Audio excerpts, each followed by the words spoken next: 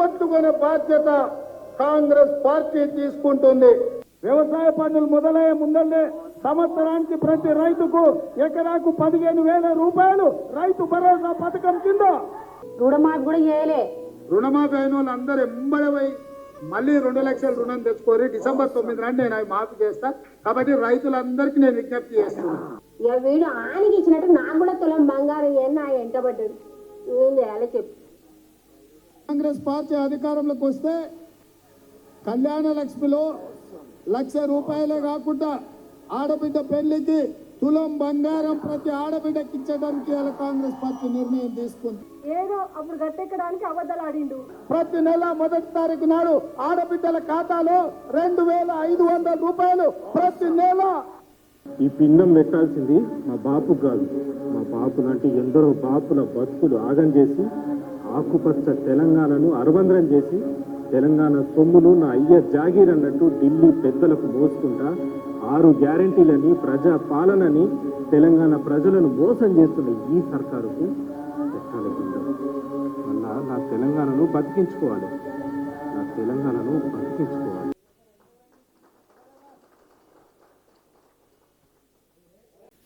కేసీఆర్ గారు అనేక రూపాలుగా ప్రజల్లోకి ఆనాటి భారత నిర్మాణాలని తీసుకువెళ్తున్నటువంటి సందర్భంలో వారికి చేతులు వాదులుగా ఉండి తన ధూమ్ధామ్ ద్వారా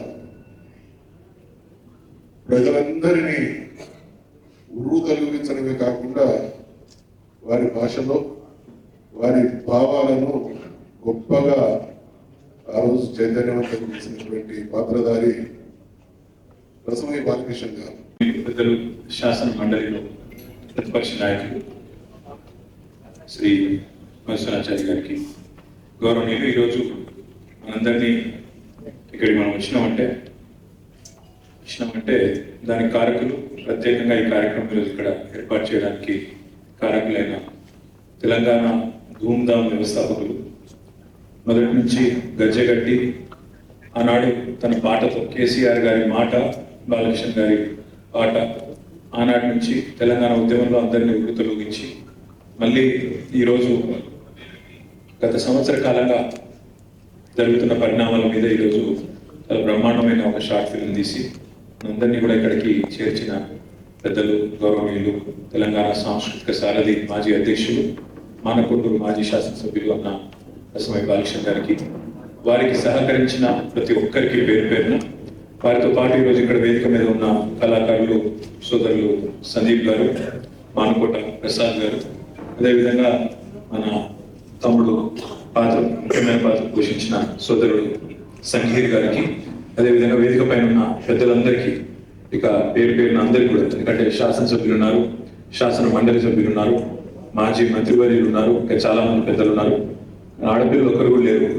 వేదిక ముందున్న ఆడబిడ్డలందరికీ, మహిళా చైతన్యానికి, అదేవిధంగా పత్రికా మిత్రులకు పేరు పేరున ఈ కార్యక్రమంలో పాల్పంచుకుంటున్న ప్రతి ఒక్కరికి కూడా హృదయపూర్వకంగా నమస్కారం. మన పార్టీ తెలంగాణ రాష్ట్రం కోసం ఏర్పడ్డది 2001 ఏప్రిల్ 27 అని మీకు తెలుసు. ఇంకొక 4 నెలలు అయితే మన పార్టీ ఏర్పడి మరి 24 ఏళ్ళు నుండి 25వ వసంతంలోకి అడుగుపెట్టే సందర్భం.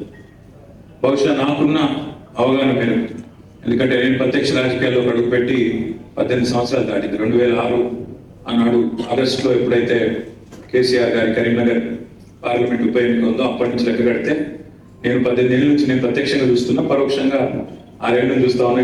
పెద్దలు మధుసూదనాచారి గారు, కర్ణ ప్రభాకర్ గారు, బాలకృష్ణ గారు, ఇంకా మహమూద్ అలీ గారు, ఇంకా చాలా మంది పెద్దలు వేదిక మీద ఉన్న వాళ్ళు 24 ఏళ్ళ నుంచి కూడా, దేశపతి గారు 24 ఏళ్ళ నుంచి కూడా చూస్తా ఉన్నవాళ్ళు. బహుశా నాకున్న అవగాహన మేరకు, నాకున్న అనుభవం మేరకు, నాకున్న ఆలోచన మేరకు గత సంవత్సరం ఏదైతే జరిగిందో ఇది మొత్తం పార్టీ పుట్టినటి నుంచి నేటి వరకు చూస్తే అత్యంత గడ్డు కాలం అని చెప్పక తప్పదు. ఎందుకంటే ఉద్యమంలో ఉన్నప్పుడు ఆనాడు కొన్ని ఎదురు దెబ్బలు తిన్నా, అక్కడక్కడ చిన్న సెట్ బ్యాక్స్ వచ్చినా తట్టుకున్నాం, నిలబడ్డాం. ఎందుకంటే ప్రజలు మనతో ఉన్నారు, ఉద్యమానికి ఉన్న శక్తి అట్లాంటిది. కాబట్టి ఆనాడు తెలంగాణలోని సబ్బడ్డ వర్ణం మన వెంట ఉన్నది అనే ఒక భావనతో అందరినీ జాగృతం చేస్తూ ఎప్పటికప్పుడు కదిలినాం. అల్టిమేట్ గా కేసీఆర్ గారి దీక్ష, ఆ దీక్ష తర్వాత దీక్షా దివస్ రోజు ప్రారంభమై నవంబర్ 29 నుంచి తర్వాత తదనంతరం 9 డిసెంబర్ నాడు దీక్ష విజయవంతమై సఫలమై ఒక ప్రకటన మొట్టమొదటిసారి దశాబ్దాల పోరాటాల తర్వాత మొట్టమొదటిసారి వచ్చిన రోజును విజయ దివస్గా దాన్ని జరుపుకుంటాం. దేశపతి గారు చెప్తుంటాడు ఎప్పుడు, దీక్షా దివస్ విజయ్ దివస్ లేకపోతే జూన్ 2 లేదు, నవంబర్ 29 డిసెంబర్ 9 లేకపోతే జూన్ 2 లేనే లేదు. అందుకే ఈ క్రమంలో వివిధ కార్యక్రమాలు తీసుకున్నప్పుడు బాలకృష్ణ గారు ఒక మంచి ఆలోచనతో వచ్చినారు. ఏమన్నారంటే, నాకు మన అల్లూరులో అన్న మీరు ఒక రోజు మా కళాకారులు, ఎందుకంటే ఉద్యమంలో వృత్తులు ఇచ్చిన వాళ్ళమే మేము, మాకు కూడా ఒక రోజు ఇచ్చి మాకు ఈ సంవత్సర కాలం ఏం జరిగిందనేది మేము కళారూపంలో మేము చూపెడతాం, దయచేసి తెలంగాణ భవన్లో ఏర్పాటు చేయించండి అని చెప్పి రసమై బాలకృష్ణ గారు ముందుకు వచ్చి వారు స్పష్టంగా వారే అడిగిన దానికి కేవలం ఇక్కడ చంద్రశేఖర్ రెడ్డి గారు మన పార్టీ కార్యాలయము ఏర్పాట్లు చేసిన తప్ప ఇందులో మా పాత్ర పెద్దగా లేదు, వారే మొత్తం చేసి వచ్చినారు.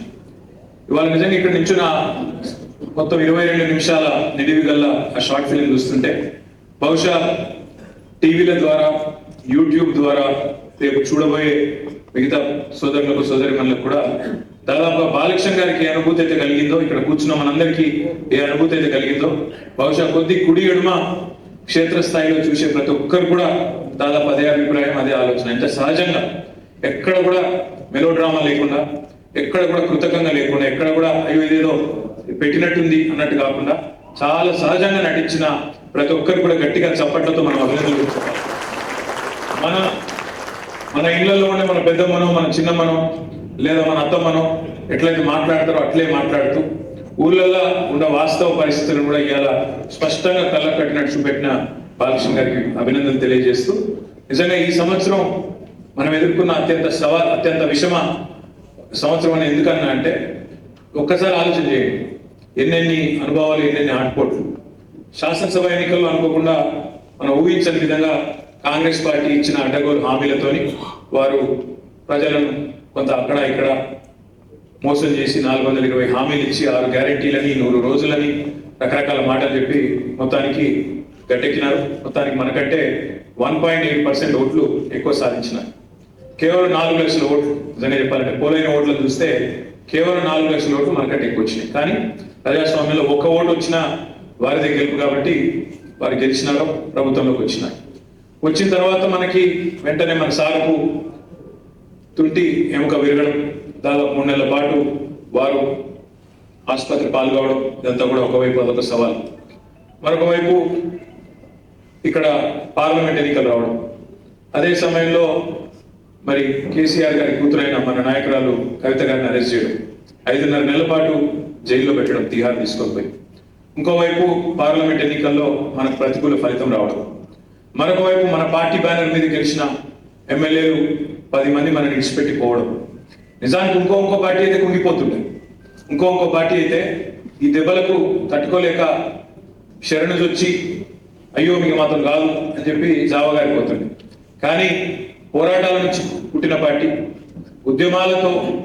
ఉద్యమాలనే ఉక్కుపాలుగా మరి ప్రారంభించబడ్డ పార్టీ, త్యాగాల పునాదుల మీద మత్స్యనాచారి గారి మాటలు చెప్పాలంటే పదవీ త్యాగంతో ప్రారంభమై ప్రాణత్యాగం చేస్తానని చెప్పి సిద్ధపడి చివరికి రాష్ట్రాన్ని సాధించిన పార్టీ కాబట్టే కేసీఆర్ గారి నాయకత్వంలో గత సంవత్సర కాలంలో కూడా వారిని స్ఫూర్తిగా తీసుకునే ఇవాళ నిటారుగా నిలబడ్డారు. పొద్దున నాకు మన ఎమ్మెల్యే గారి పేరు వద్దులే కానీ ఒక ఎమ్మెల్యే గారు అన్నకీనెవరు సర్వే చేసినట్టు సంవత్సర కాలం కాంగ్రెస్ పార్టీ పరిపాలన మీద అని చెప్పి ఆ సర్వే సంస్థని తీసుకున్న దగ్గరికి వచ్చినారు. దాదాపు 1 గంట 40 నిమిషాలు వారితో గడిపినండి. వారు చెప్తా ఉన్నారు, సార్ మీరు నేను చెప్పేది నమ్మరు, నేను మీకు ఆనాడు కూడా చేరుకునే ప్రయత్నం చేసిన ఎన్నికల సందర్భంగా. ఆ రోజు కొద్దిగా మీ పార్టీ పరిస్థితి బాగలేదు అని చెప్పడానికి నేను ప్రయత్నం చేసిన, కానీ అప్పట్లో నేను కుదరలేదు మీతో కలవడం. కానీ ఈరోజు నేను సంవత్సరం తర్వాత మీ దగ్గరికి ఈ ప్రభుత్వం యొక్క పనితీరు తీసుకొని వచ్చినా అని చెప్పి వారు విశ్లేషణాత్మకంగా చెప్తా ఉన్నారు. మనల్ని విడిచిపోయి ఏ 10 మంది ఎమ్మెల్యేలు అయితే పోయినారో, కాంగ్రెస్ పార్టీలో చేరినారో, వారి నియోజకవర్గాల్లో కూడా ఇప్పుడు ఉప ఎన్నికలు వస్తే ఎట్లా ఉంటుంది అక్కడ కూడా సర్వే చేసినాడు. 68,000 శాంపిల్తోనే ఆయన సర్వే చేసిన దగ్గర తీసుకొని వచ్చి చూపెడతా ఉంది. నేను దాని వివరాలు మీకు చెప్పాను, కానీ ఎందుకంటే ఆయన టీవీలో కూర్చొని చెప్తా సార్ నేను అన్నాడు, ఆయన చెప్పుకొని. కానీ ఆయన చెప్పిన మాట ఏంటంటే, ప్రభుత్వం మీద సర్వసాధారణంగా 3 ఏళ్ల తర్వాత 4 ఏళ్ల తర్వాత కోపం వస్తుంది సార్, ప్రజలకు. ఎందుకంటే చూస్తారు మనోళ్ళు చాలా మంచోళ్ళు, ఓపిక గల్లోళ్ళు తెలంగాణ వాళ్ళు. ఎందుకంటే చేస్తారేమో, అవుతుందేమో, ఇస్తారేమో కొంత ఓపిక పట్టే గుణం మనకు ఉంటుంది. ఎందుకంటే మన మీద దౌర్జన్యం చేసిన వాళ్ళనే దశాబ్దాలు ఓపిక పట్టినాం, అంత మంచోళ్ళు మనోళ్ళు. కానీ ఈ ప్రభుత్వం మీద మాత్రం సంవత్సరం లోపలనే తిరగకుండానే మెజారిటీ ప్రజలకు మాత్రం మనసు విరిగింది సార్. మీరు ఏదైతే సంవత్సర కాలంగా కేసీఆర్ గారి నాయకత్వంలో పోరాటాలు చేస్తున్నారో, ఇటు న్యాయపరంగా కానీ అటు ప్రజాక్షేత్రంలో కానీ చేస్తున్నారో, దీన్ని తప్పకుండా కొనసాగించండి. తప్పకుండా మళ్ళీ తిరిగి అధికారం కేసీఆర్ గారికి దక్కుతుంది, ఇది వాస్తవం అనే మాట వారు మనకు చెప్పిపోయారు. అక్కడ మాట్లాడి ఇక్కడికి వచ్చే లోపల నిజానికి బాలకృష్ణ గారి ప్రోగ్రాం 11:30 అనుకున్నాం. ఇక్కడికి వచ్చే వరకు తెలంగాణ భవన్ పరిస్థితి ఎట్లయిపోయిందంటే, నిజంగా చెప్తున్నా, ఇది నేనేదో అతిశయోక్తి కాదు నేను చెప్పేది, మీకు కూడా తెలుసు, నాకు కూడా తెలుసు. ఇలా గాంధీ భవన్ ఏమో బోసిపోతున్నది, తెలంగాణ భవన్ ఏమో నిత్యం ఇక్కడ కలకల్లాడుతూ ఉంది. మా చంద్రశేఖర్ అని ఎట్లా నడుపుతున్నా నాకు తెలియదు, కానీ పాపం మొన్నటిదాకా శ్రీనివాస్ రెడ్డి గారు, ఇప్పుడు చంద్రశేఖర్ రెడ్డి గారు బ్రహ్మాండంగా నడుపుతా ఉన్నారు. ఇక్కడికి రాగానే మొదలు అడుగుసుకపోయిన రూమ్లో ఎవరు వీరు అంటే మొత్తం లగచర్ల గిరిజన ఆడబిడ్డలందరూ వచ్చారు. అన్న మా వాళ్ళు అరెస్ట్ అయ్యి 26-27 రోజులాయే, మరి ఇంకా బయటికి రాకపోయే, ఏమైతుంది అంటే మొత్తం మన లీగల్ సెల్, పాపం వాళ్ళు కూడా మా న్యాయవాద మిత్రులు ఇక్కడ ఉన్నారు లేదో కానీ లీగల్ సెల్ మన బృందము ఎంత కష్టపడుతుందంటే, రాష్ట్రంలో ఎక్కడ ఏ కేసు అయినా, సోషల్ మీడియాలో పోస్ట్ పెట్టినందుకు కేసు అయినా, లగచర్లలో అర్ధరాత్రి బందిపోట్లు కదా ఇంటి మీదకి వచ్చినట్టు అర్ధరాత్రి వచ్చి దాడి చేసిన, అదే మాదిరిగా ఇవాళ హైదరాబాద్ లో హైడ్రా పేరిట అరాచకం సృష్టించిన అన్నిటి విషయంలో కూడా ఇలా న్యాయ పోరాటం చేస్తున్న మన లీగల్ సెల్ కూడా ఒకసారి గట్టిగా చప్పట్లతో వారికి అర్థం చెప్పాలి. రాగానే వాళ్ళు గుంజుకపోయింది, లగచర్ల వాళ్ళు గుంజుకుపోయి ఆ రూమ్ లో కూర్చొని వాళ్ళకి ధైర్యం చెప్పి, ఏం కాదమ్మా, పట్నం నరేందర్ రెడ్డి అరెస్ట్ అయిండు, ఆయన భార్య కూడా అవస్థ పడతా ఉంది, ఆయన కుటుంబం కూడా అవస్థ పడతా ఉంది, ఆయన కోసం ఎంత కొట్లాడుతున్నామో మా నాయకుడు మీకోసం కూడా అట్లే కొట్లాడుతున్నాం, మీరు భయపడకండి, బయటికి తీసుకొస్తాం తొందరలా అని చెప్పినాం. ఢిల్లీ దాకా తీసుకుపోయినాం, వాళ్ళు NHRCకి పోయినాం, national human rights commission, national scheduled cost commission దగ్గర పోయినాం, నేషనల్ షెడ్యూల్డ్ ట్రైబ్ కమిషన్ దగ్గర పోయినాం, అదే మాదిరిగా మనం అక్కడ నేషనల్ కమిషన్ ఫర్ విమెన్ దగ్గర కూడా పోయినాం.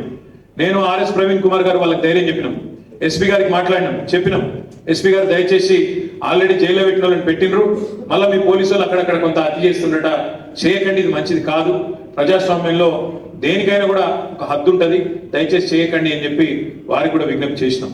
వాళ్ళకి ధైర్యం చెప్పి మీరు భోజనం చేయండి అని చెప్పి బయటికి వస్తుంటే మా రాజన్న సిరిసిల్ల జిల్లా మాజీ సర్పంచులు అందరూ వచ్చారు, తాజా మాజీ సర్పంచులు. వాళ్ళు పాపం జేఏసీకి ఏర్పడి వాళ్ళు కొట్లాడతాను, కలెక్టరేట్ ముంగడ కొట్లాడినరు, సెక్రటేరియట్ ముంగడ కొట్లాడినరు, మొత్తం ఎక్కడికక్కడ రాష్ట్ర వ్యాప్తంగా మరి వాళ్ళు కూడా ఒక ఫోరంగా ఏర్పడి వాళ్ళకి రావాల్సిన బిల్లుల గురించి, కొత్తగా పంచాయతీ ఎన్నికలు పెట్టే లోపల మా బిల్లులు మాకు ఇవ్వండి, మాకు సంబంధించిన పాత బకాయిలు తిప్పి కొడితే ఓ 700 కోట్లు ఉంటాయి, అయిపోయినాక బయటకు వస్తుంటే ఆశా వర్కర్లు వాళ్ళు వచ్చి అన్న ఎల్లుండి నుంచి అసెంబ్లీ స్టార్ట్ అవుతుందట కదా, మా గురించి మాట్లాడాలని చెప్పి ఆ సంఘం వాళ్ళందరూ వచ్చి, రాంబాబు యాదవ్ గారు మా కార్మిక విభాగం అధ్యక్షుడు, ఆయన కోఆర్డినేషన్ చేసిండు, వాళ్ళందరూ వచ్చిండు, వాళ్ళతో మాట్లాడి వచ్చే వరకు కొద్దిగా ఆలస్యమైంది.